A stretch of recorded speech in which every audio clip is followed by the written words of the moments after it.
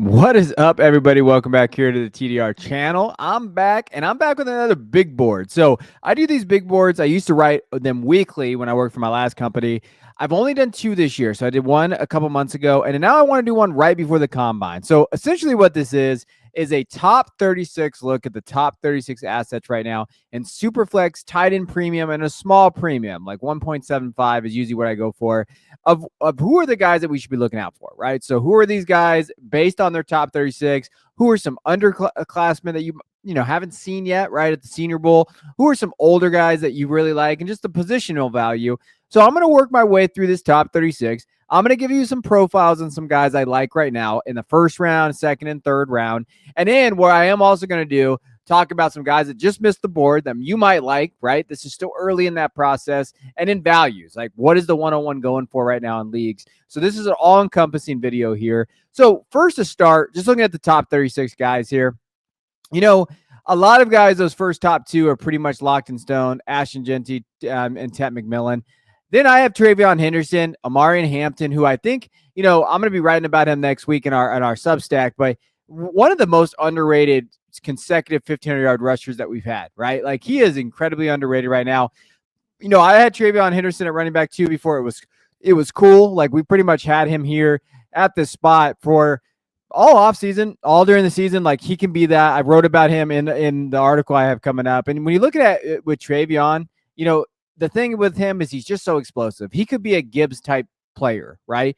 And if he has that second guy, and we'll get into that more when we talk about his profile. Then I have Shedeur Sanders sitting there at 5. And some people might think that's a little high there. I think Shedeur is going to be a fine, solid floor type quarterback. And I think whatever quarterback is probably going to go at 5, unless it's a QB needy team or one that really believes in Cam Ward, who I have at 10, who might be lower for some people, right? Like, some people might have those guys switch. That's fine. I don't argue that if that's how you want to do it. To me, I'll take the floor of Shedeur right now, sitting at that 105 mark.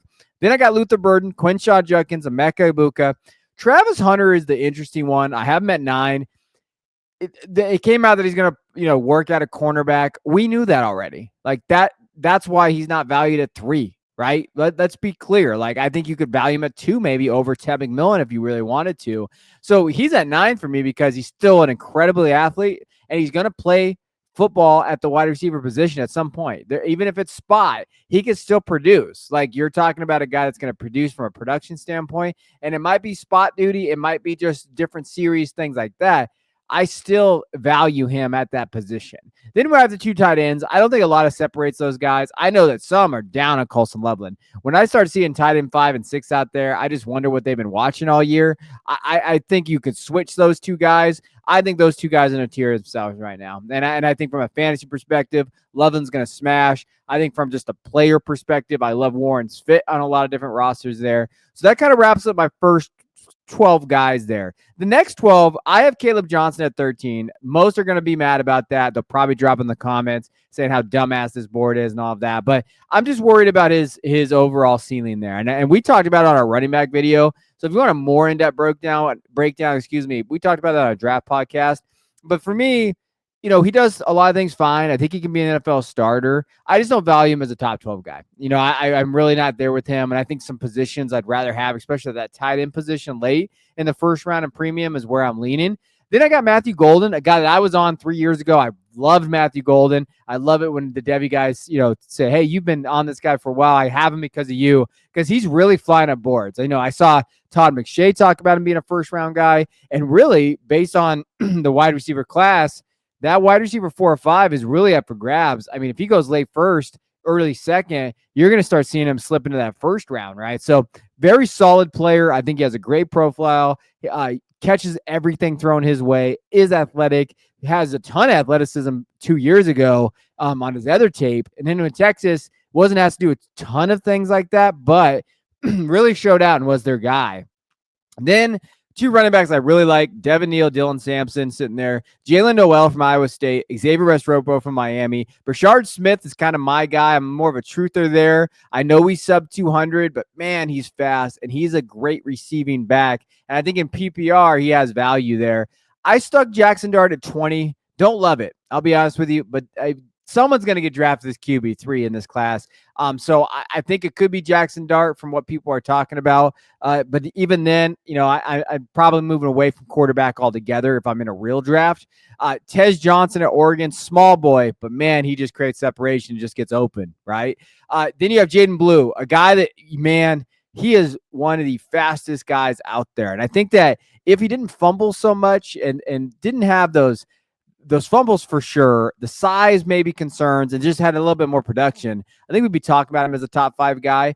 But I have him here in the late second. I think he can find a role out there. There's tons of teams that could use a guy like him in some zone schemes, able to break away big runs. Those are the things that you're really looking for with him. Trey Harris, I think, is underrated. I think, very solid production, going to find a team, an X on the outside. I think that there's a lot of teams that need a profile like Harris, which I think will push his draft stock up as long as he has a good combine. I think that's the key for him. Then Mason Taylor, I think, is an underrated tight end. I've been a Mason Taylor fan pretty much all year. I've talked about him as being a sleeper. I stuck him into my top 24 there. And you're going to see there's a ton of running backs, right? This group is very, very solid from a running back spot. Then at 25, I have RJ Harvey out of UCF. Alec Airmaner from Stanford, wide receiver.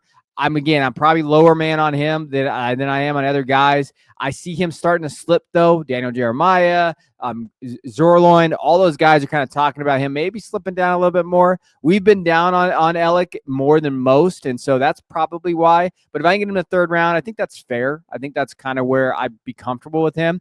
Harold Fannin Jr., I like him as a tight end, but he's small. And he's going to have to figure that out. Is he really going to be an inline guy? Where Loveland, I think, can be an inline guy.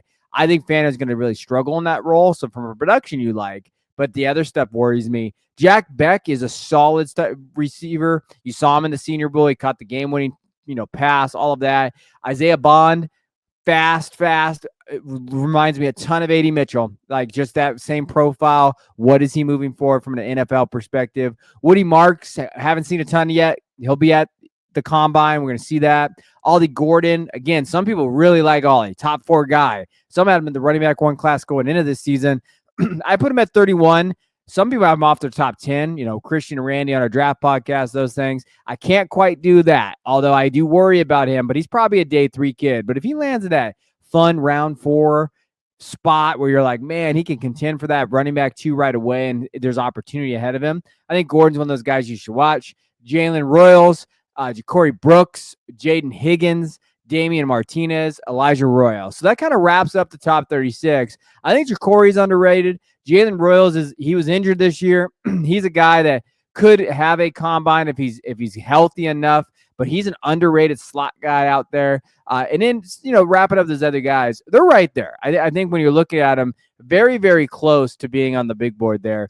And when you talk about some guys off the big board that are really, really getting there, Quinn Ewers, I think, is someone that you guys like mention, hey, I still think he's a top 5 guy in the class at the position, right? And what that means is anybody's guess based on kind of the lack of talent there. But if he finds himself in a spot and he has a good combine, it wouldn't shock me to see him go 2nd round.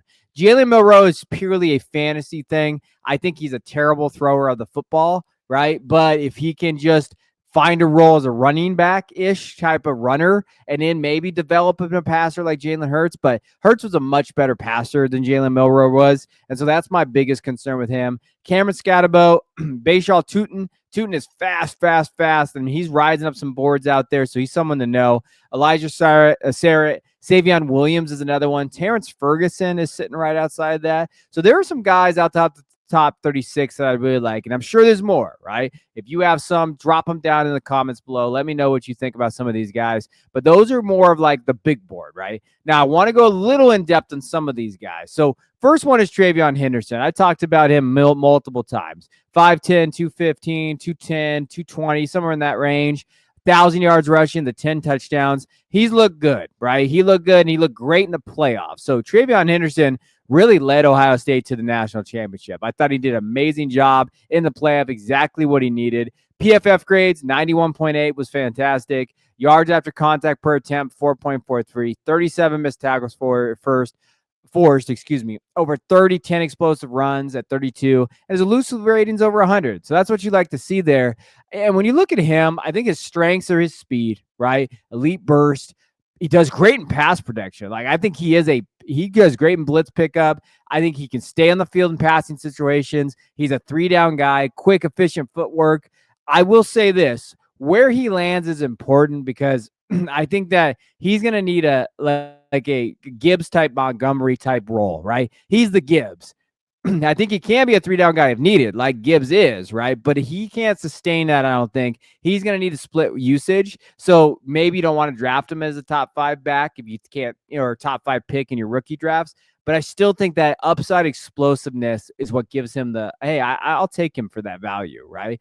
He's great receiver, does a lot of things there. I think he's a top tier prospect. I think he can be running back too. And I think he's going to push. And if he has a great combine, I mean, people are going to be like, hey, this kid maybe is 1A, 1B to Ashton Genty. I think that's the type of ceiling we could see from Travion Henderson. Now, the next guy I want to talk about on the big board, Emeka Egbuka is just underrated, right? 81 catches, 1,000 yards, 10 touchdowns. When you're looking at kind of his PFF grades this year, 82.4 receiving grade, 12.5 yak per reception, yards per route run just over 2.51. 8 out, it's almost 8 yards. Only 5 drops. He really plays in that slot. He's an 81% slot. But to me, he's just going to fill a role. He's a wide receiver too, through and through, and he's just going to be that 10 to 12 point, at least PPR guy. I think he can be that 6 catch, 80 yards, touchdown type player. I think that if you get him late first, that's a great value for him. And I think that he could go in the first round. I think teams could look at this kid and see his profile in there. And the other thing too to note with the draft coming up, as we think about it, we worry about those wide receivers that, they get first, they slipped into the second. What's that role going to look like? I think with the defensive line class so deep and what you saw with the Eagles and what they've been able to build there with that defensive line, I think you might see some of these guys slip into that second round, but that's okay. I think if they find a defined role, like if Emeka's wide receiver 2 on a roster right away, he is worth a 107, 108 pick in my mind, just based on value. I think that he can do that. He can be consistent. He has the numbers that back it up. So to me, Emeka is one of those underrated wide receivers right now that people aren't talking enough about. I think he got overshadowed by Jeremiah Smith. He got overshadowed by Marvin Harrison Jr. He got overshadowed by pretty much everybody at Ohio State, but he was the solid player. He could definitely make noise in the NFL.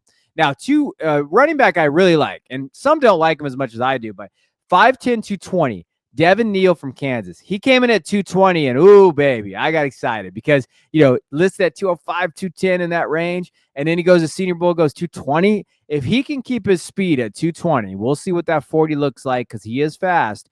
If he can keep his speed there, this boy is going to do some damage at the NFL level, right?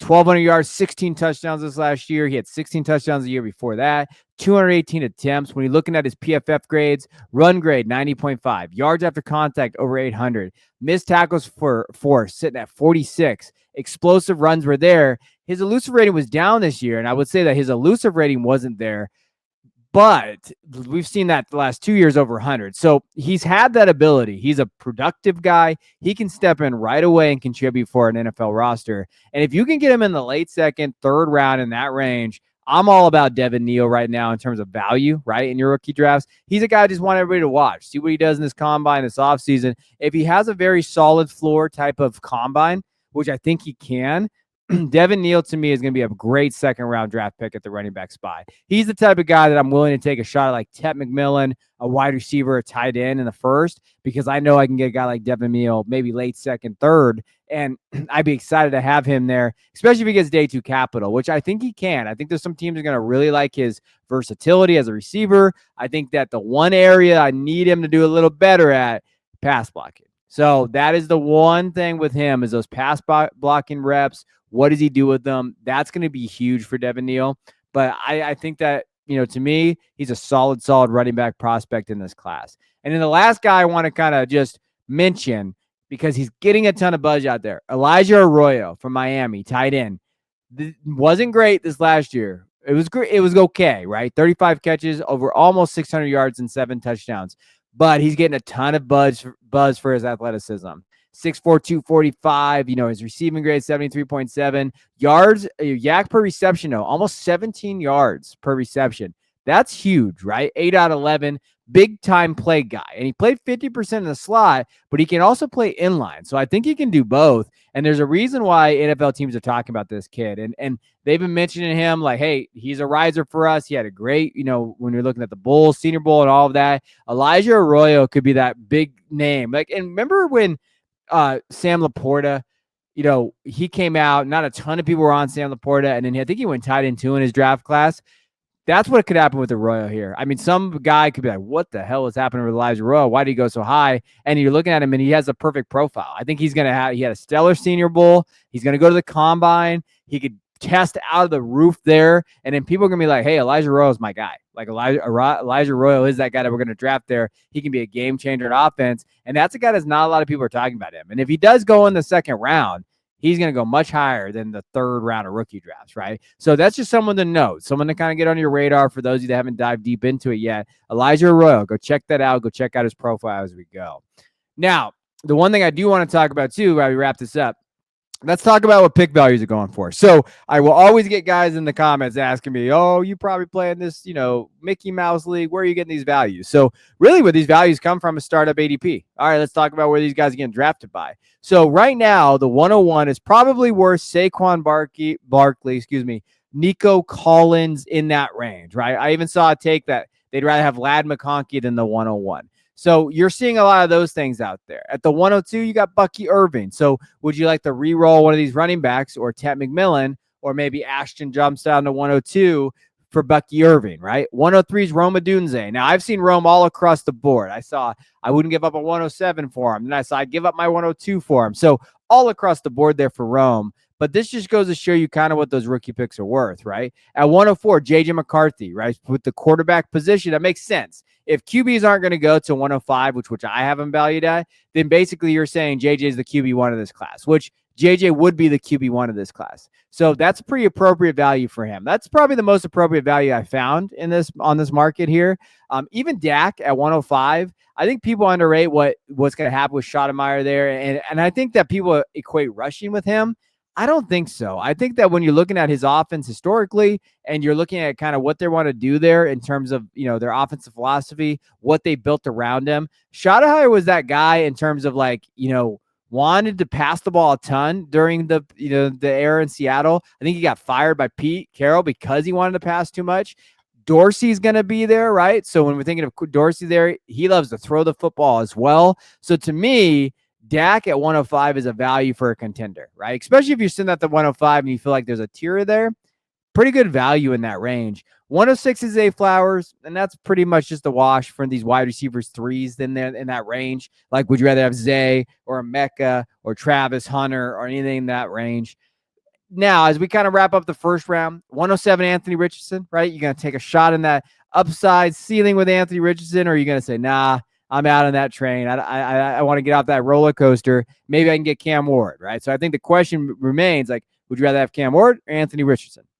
Put that in the comments. Let me know. Which one would you take there? 108 for DK Metcalf, 109 for Dalton Kincaid. And the way I look at that deal, and even the Kyle Pitts at 111, if you can get one of these rookie tight ends like a Warren, a Loveland, I'm okay rolling for that, right? I'm pretty out on Dalton Kincaid. I've never really been a Kincaid guy. Pitts, I think, is a value, but if I can re-roll that position, get younger-ish, I know Pitts is totally 24, but if I can get like a Loveland or Warren, on that rookie deal, on a team that's going to utilize him correctly, I don't mind moving those picks for them. Alvin Kamara at 110. I love Alvin Kamara this year. I think he's going to be amazing in that offense. I think Kellen Moore is going to throw him the football a ton. I think he's a league winner this year. So if you want to move your late first for a guy like that on a contending team, I love that deal there. 112 is Chris Godwin, right? I think that's kind of where he's getting valued at. So, where do you look at those 112s? Look at this big board. Do you like some guys there, right? If you feel like you can get Caleb Johnson there, would you rather have him than Chris Godwin? I think those are the things you do that. That's why we kind of do the big board. It's just to show you kind of, what you could be drafting at, who's in those spots. Then when you look at the second round, I want to leave a little deeper here for you guys. 201 is Keon Coleman. 202, Khalil Shakir. 203 is James Conner. 204, Devontae Adams. 205 is Najee Harris. 206 is Evan Ingram. And I think I've been seeing a lot of buzz about Najee Harris. And I think that a lot of people are expecting him to be a very solid running back 2 next year, wherever he ends up signing. It's gross. It's not the most perfect spot, but if you're looking in that mid-second and you're not really comfortable with the backs maybe sitting there or the wide receivers, maybe you move it for Najee. I wouldn't. I would re-roll with one of these rookie running backs for how deep the class is. But maybe you have Najee Harris and you can maybe get the 205. That's not a bad move, right? If I can get anything 205 or higher for Najee Harris, definitely probably going to do that. Re-roll that position for sure. Then when you look at 207, Aaron Jones, 208, Rashid Shaheed, Stephon Diggs at 209, Blake Corum, 210, 211's Marquise Brown, and 212's Christian Kirk. I think Kirk's a sneaky buy when you're looking at values and talking about values in this class. At 212, when you're looking at the hit rates of those guys, they're not bad. But if I can get a guy like Christian Kirk and a new offense, stay there with Trevor Lawrence, I know there's buzz about him getting traded. I can't see that happening. I would probably do that, right? I'd probably take the 211 for Marquise Brown. I'd probably take the 209 for Stephon Diggs just based on value. But I wanted to show you kind of what some guys are getting valued per picks, right? Who are some guys out there at that pick that you could probably grab? So that is my big board for right now. I'll have another video talking about the big board after the combine. And also be sure to check out our Patreon, our Discord, our Substack. We have great people in our Discord. We have great, articles going up every day almost on our Substack, kind of getting those articles out to you. And we'll be doing more big board content. Be writing in there, checking that out. So this is my initial board. Let me know what you think. Who's high? Who's too low? Where am I crazy? I'll get those comments too. Who's off the board that you feel like should get moved up there? Tell me why I'm wrong on Caleb Johnson. I love discussing that stuff as long as it's respectful. I love listening to you all out there giving me those takes. So drop them below. Talk about it. We appreciate you guys. I will check you guys on the next video.